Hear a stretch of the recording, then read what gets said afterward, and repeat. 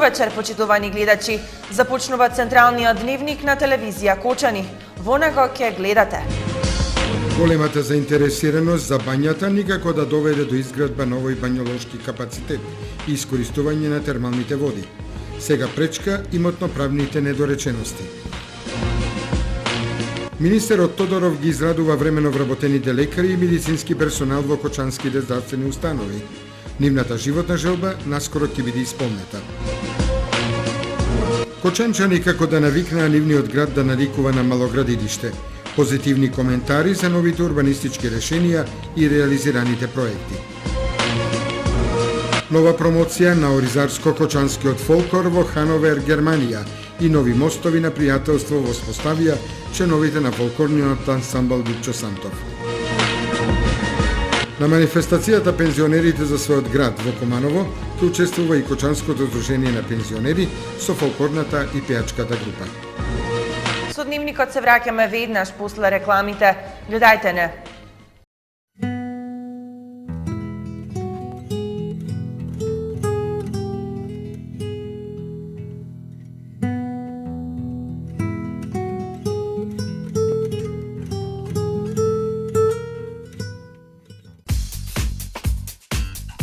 Голема продажна акција на Тигар Метал.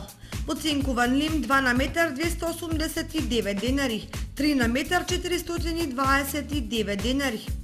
Пластифициран лим во сите бои и димензии по ваша мера по екстра цени. Сите видови елементи за ковани и огради.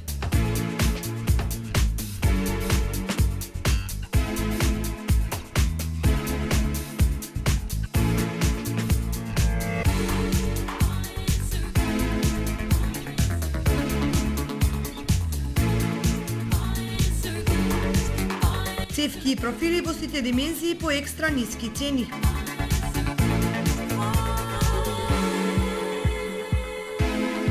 Шрафовска роба.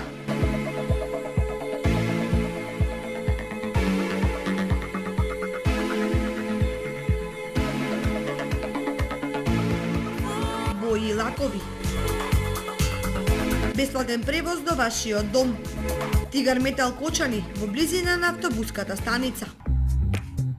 Сончеви колектори Термосол Кочани. 20 годишното искуство и стручност на инженер Никола Соколов вградени во сончеви колектори ви гарантираат сигурна заштита и благодет во домот. Зошто да плаќате скапа струја? Вградете термосол систем за загревање на водата од сонцето и уживајте преку целата година. Сончевите колектори се најисплатливата инвестиција на секое семејство, а Термосол е единствената фирма која ви дава техничко упатство и гарантен лист. Обезбедува резервни делови за 10 години. Не чекајте, вградете колектор за да ја почувствувате енергијата на сонцето.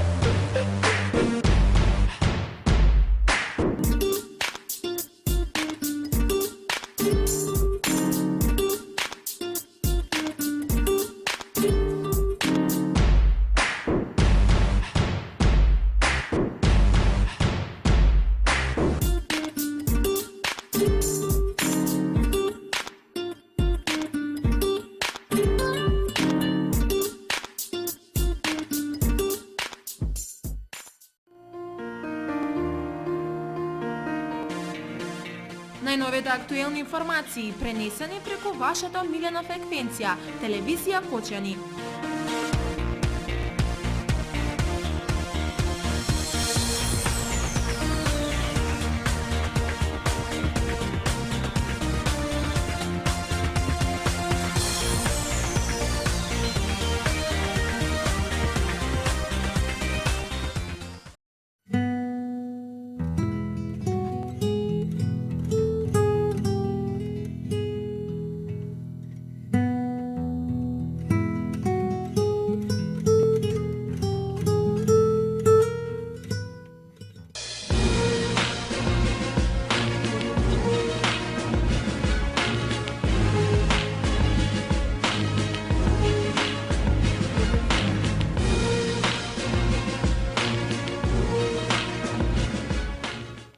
Наводната голема заинтересираност за бањата никако да доведе до изградба на овој бањолошки капацитет и искористување на термалните води. Сега пречка имотно-правните недоречености. Првиот оглас за продажба на бањата во село Бања Кочанско пропадна. Општината Чешиново Блешево и ресорното Министерство за здравство се договорија да распишат втор оглас за продажба на кој бил заинтересиран странски инвеститор. Но до распишување на огласот не дојде, бидејќи за просторот околу бањата се води постапка за решавање на имотно-правните односи. Распишавме уште еден, пред да го распишеме вториот оглас, ни се јавија физички лица кои што тврдат дека водат постапка за денационализација за бањата. Ние тоа го испитавме, гледаме дека има некоја постапка и заради тоа сега го стопиравме целиот оглас. Чекаме да видиме дали како ќе се заврши постапката. Ако се заврши и да им се врати на луѓето, тогаш тоа ќе биде нивно и они ќе може да стопанисуваат. Но доколку се одбијат или не ги исполнуваат условите, тогаш повторно ќе одиме со истата постапка. Жителите очекуваат активирање на бањата која до 80-тите години на минатиот век значеше живот за овој крај пошироко. Бањата треба како бања да се гради, да земе некој на тендер, да добие и да вложи средства да направи, заради тоа што името ако го чујат за оваа бања, бањата ќе има многу голема посета. Заради тоа што водата е многу убава. Водата е многу ликовита, иако да речеме не е а бањата ако мисли некој да оди сам, ќе треба и држава да помогне. Додека не се расчистат имотно-правните односи, состојбата со бањата во село Бања Кочанско ќе биде статус кво. Имотот кој останал во неа и зградата ќе бидат мета на кратци кои полека но сигурно носат се од неа. Министерот Тодоров ги израдува времено вработените лекари и медицински персонал во кочанските здравствени установи дека нивната животна жилба наскоро ќе биде исполнета. Во Кочанското здравство работат голем број лекари и друг медицински персонал со договор на дело. Ги има во здравствениот дом и во општа болница.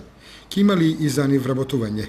Министерот Тодоров при последната посета на Кочани со одговор. Измислувањата се во правецот на она што постојано го превземаме. Прво даваме согласности за вработување и гледаме да се вработат лекари. Меѓутоа проблемот е што тие лекари потоа одат на специјализација во наредни 5 или 6 години воопшто не се тука. И тоа е решение на проблемот на долг рок, меѓутоа на краток рок не е решение. Затоа се трудиме, го представивме проектот за враќање на доктори од приватно во јавно здравство и ја ги повикувам и сите други кои што не го искористиле, не искористиле таа можност, ако имаат таква желба да предат од приватно во јавно здравство и на тој начин ако можеме да затвориме веднаш еден дел од проблемот. Имајќи предвид дека нема на пазарот на работна сила нема да вработиш доктор специјалист. Ние кога би имало денеска некој доктор специјалист, би го вработиле веднаш. Меѓутоа за да се створи еден таков кадар потребно е долго време. И тоа е вака еден многу сериозен предизвик со кој што се соочуваме, имајќи предвид дека тоа е еден вака лош легат кој што ни е остаен од претходно, затоа што воопшто не се водела сметка за човечкиот капацитет во здравството. Без доктори џабе ни се болниците, без персонал обучен џабе ни опремата. Така да тоа е еден многу сериозен сегмент на кој што сериозно сме посветени, но за жал нема магично стапче кој што може вака да го реши проблемот. Исто така тука имаме уште еден проект, а тоа е проектот за дисперзирана клиника, со кој што овозможуваме доктори од Скопје, од клиниките да доаѓаат во болници во внатрешноста во Македонија и да извршуваат здравствени услуги тука. На тој начин не само што помагаат на пациентите, не само што го скратуваме трошокот во време на пациентите и мака да доаѓаат до Скопје, туку и вршат трансфер на знаење и вештини на нивните колеги овдека во Кочани. Јас знам дека има тројца доктори кои што доаѓаат, еден е Мисла Марсенков од градска болница, хирург кој што работи во делот на абдоменална хирургија.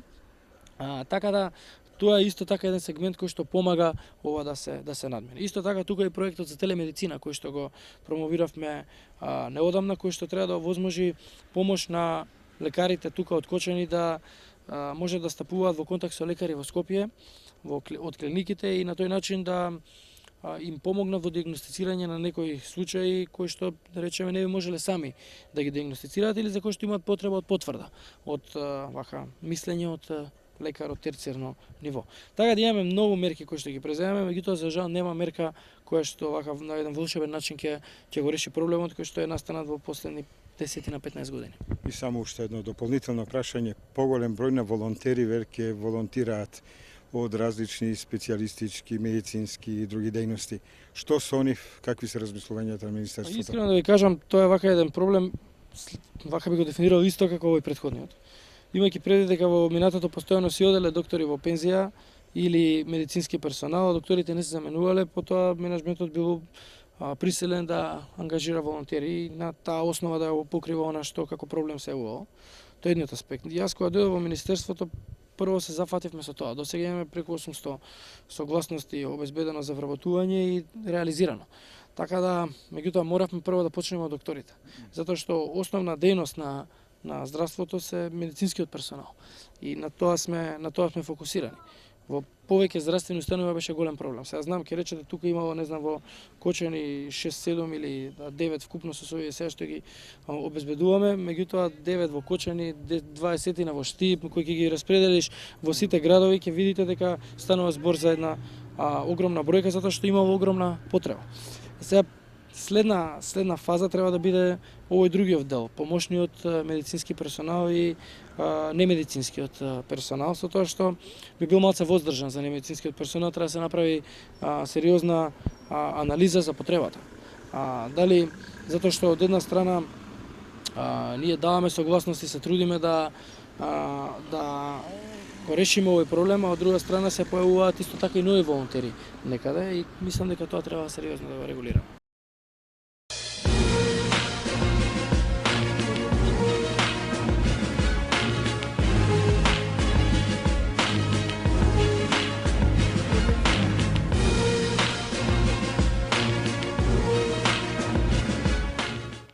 Кочанчани како да навикнаа нивниот град да наликува на мало градилиште.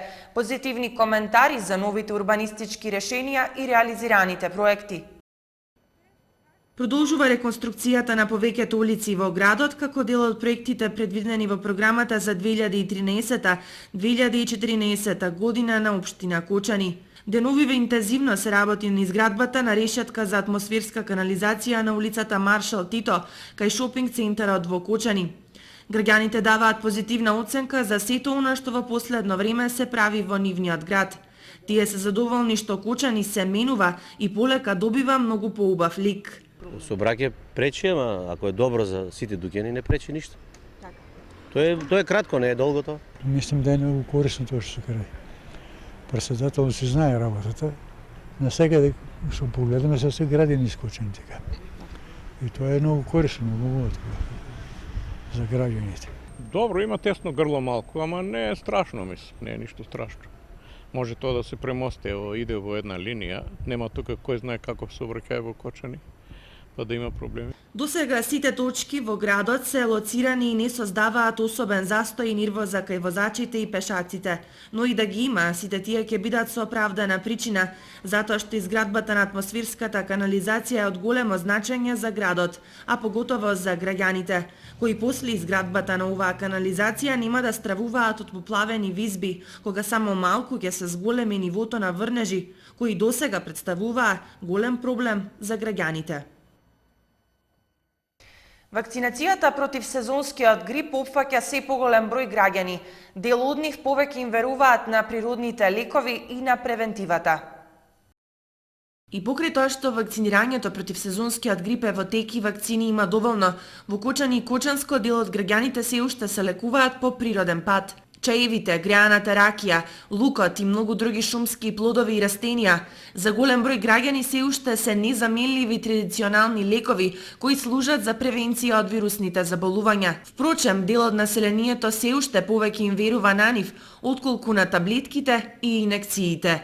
Згора на тоа тие се лесно достапни по околните планини, а се и неспоредливо поевтини. Не, никогаш не сум бил ни на лекар. Не одам ја на лекар. Мене може да ме однесат на лекар само. Мислам дека е добра работа. Без едно време се пушти некоја фама дека е опасна, дека предизвикува некои последици. Јас не би го делил тоа, мислам, меѓутоа мислам дека е добра работа да се прима вакцина. Не се вакцинирам тоа. Ја у животот не сум примал. Али добро е тоа сега. Тоа е многу позитивно, така кој си може. Ја имам така одвратност код тие инекциите и не се вакцинирам. Оваа година во здравствениот дом вакцинацијата започна навреме, а според кажувањата на одговорните ја има во доволни количини. Затоа тие што сепак повеќе им веруваат на докторите и на науката, можат да се вакцинираат и да се заштитат од непријатниот и понекогаш опасен грип и други вирусни заболувања. Интернетот се всели во речиси сече дом, колку компјутерската технологија им го креира секојдневието на граѓаните. Една од најактуелните теми кои го преокупираат човештвото во поново време е значењето на социјалните мрежи врз секојдневието. Граѓаните со поделени мислења. 50-50, зависи како ќе се злоупотребат или ќе биде за корисни работи. Во потесниот круг на оптимисти во однос на доброто влијание на Фејсбукот се нормално најмладите кои создаваат Фејсбук профили уште од мали нозе. Ја користам Фејсбук, играм игрички. Друго нешто? Пишувам се со батковците, со моите пријатели на Фејсбук. Нивните родители не се баш согласни со тоа дека дете од 10-12 години своето слободно време треба да го поминува пред компјутер, особено ако се знае дека преку интернет игри и гледање на слики и снимки на луѓе од цел свет, порнографија, проституција, развратност и слично, негативно се влијае врз младата популација. Ако порано се сликавме за во албум, сега се сликаме за Фејсбук. Кратко и едноставно, во денешно време на фамузните социјални мрежи почнаа да се склучуваат и бракови. Дури и молитвите почнаа да се читаат на Фејсбук, до толку повеќе што целата ситуација и удри во очи на Македонската православна црква, па експресно им забрани на свештениците и монасите да имаат Фејсбук профили. И нашите граѓани се запознаени со темата околу свештенските профили, па делат различни мислења околу оваа ситуација. Не треба да користат. Не треба да користат они, не се они Фејсбук попови. Они се свештени лица. Треба да го образуват народот и треба да му дават позитивна енергија, не Фејсбук да... На Фејсбук има се што треба и што не треба и за тоа не е за тоа. Ко може патриархот да вика дека нема потреба, нема потреба. Значи вие се согласувате со тоа? Апсолутно. Тоа е православна црква. И секако, не го отфрламе фактот дека социјалната мрежа Фејсбук може да биде и многу корисна, не само заради забава и комуникација, туку и заради добивање интересни податоци кои би ни биле од голема корист.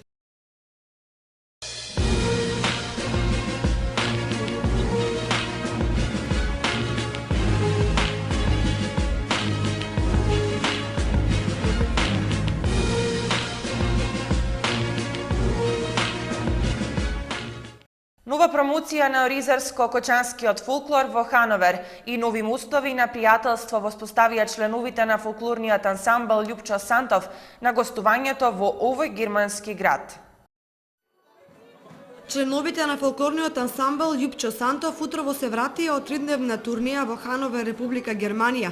Тие таму престојуваа во градот Латцен, кој е на 10 километри оддалечен од Хановер. Учествуваа на меѓународниот фестивал на фолклорот, кој по 21 пат се одржува во Латцен, а организатори на фестивалот се Македонското друштво од овој град. На фестивалот учествуваа фолклорни групи од повеќе држави во Европа, со што секој од нив ја представи нивната култура. Градоначалникот на Хановер, Томас Принц, задоволен од соработката со Македонското друштво. Соработката постои од 1979 година, 34 години соработуваме заедно. Вонредно ме израдуваат и многу често ми представуваат што до тој степен се вдлабочени нашите соработки, што исто така пред 2 години се отвори овдека културни македонски центар, исто така Македонска православна црковна општина и во сите проекти ги поддржуваме колку што можеме.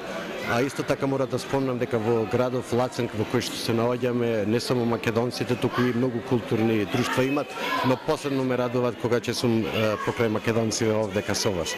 На фестивалот фолклорниот ансамбл Љупчо Сантов имаше концерт, цора и песни од Росоговијата. Настапија и група македонци од Тирана, Република Албанија и уште многу други фолклорни групи ширум Европа. Прекрасно беше да се биде дел од оваа турнеја и да се запознаат убавините на Република Германија. Целосна снимка од настапот на фолклорниот ансамбл Љупчо Сантов ќе емитуваме на програмата на телевизија Кочани во текот на оваа недела. На манифестацијата пензионерите за својот град во Куманово ќе учествува и Кочанското здружение на пензионери со фолклорната и пеачката група. Во рамките на заедничката соработка на Сдруженијата на пензионери од Кочан и Куманово, во четврток вечер кочанските пензионери ќе гостуваат во овој град. Имено на манифестацијата пензионерите за својот град, во Куманово покрај настапот на Кумановското културно-уметничко друштво на пензионерите, ќе учествува и Кочанското здружение на пензионери со фолклорната и пеачката група. Во Куманово патуваме 30 на членови кои ќе се представат со програма од 20 на минути, ни изјави Ѓорги Серафимов, председател на Сдруженијето на пензионерите од Кочани. Во овој град ќе настапиме со следните ора и песни: Потрачулка, Мешаноро, на 3 пати исто така Мешаноро, Елено Моме и Пајдушка Мешани ора, како и со песните што имала късмет стамена во исполнение на Стојка Манасиева и Петко Клапајко, исто така во исполнение на Стојка Манасиева, како и песната Пензионер со Атанас Ѓоргиев.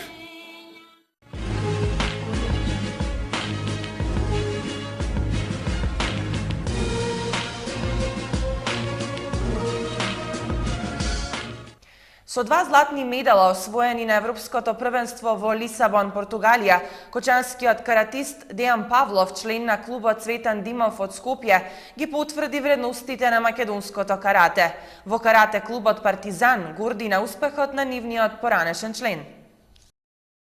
Некогашниот член на карате клубот Партизан од Кочани Дејан Павлов, кој веќе неколку сезони ги брани боите на карате клубот Цветан Димов од Скопје, како член на репрезентацијата на Македонија се врати од Европското првенство во вадо сестилско карате, што се одржа во Лисабон, Португалија со 2 златни медали. Едниот златен медал Павлов го освои во екипна конкуренција борби, а додека вториот во поединечна конкуренција борби, категорија до 80 килограми. Со тоа се потврдува квалитетот во подготовките на Павлов за ова европско првенство, а успехот на Дејан Павлов е и успех на кочанското карате.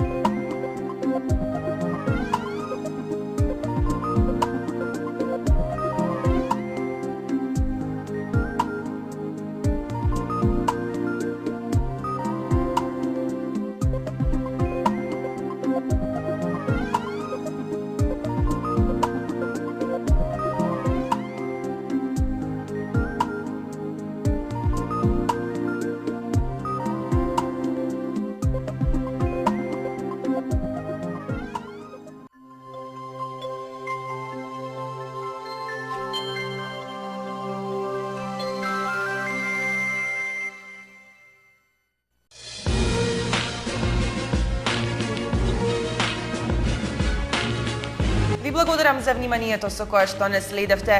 Имајте пријатна вечер со програмата на телевизија Кочани. Довидување.